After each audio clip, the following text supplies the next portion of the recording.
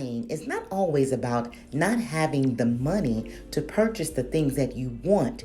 Sometimes it's about transforming those things that you like into the things that you will love. This picture was already a nice piece of art, but I decided to do something different with the matting so that the picture could pop a little bit more. I removed the backing from the frame so that I could take out the matting and the picture.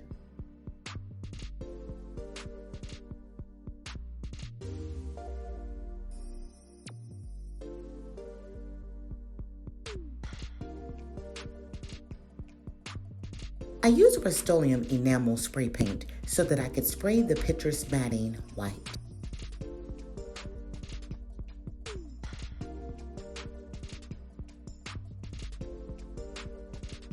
And it turned out really, really nice.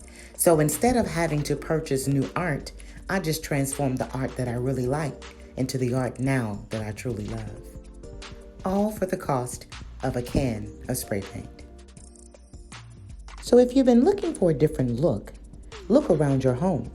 What could you possibly DIY? Thanks so much for watching, guys. Please like, comment, and make sure you subscribe. More videos on the way. Thanks so much. Bye-bye.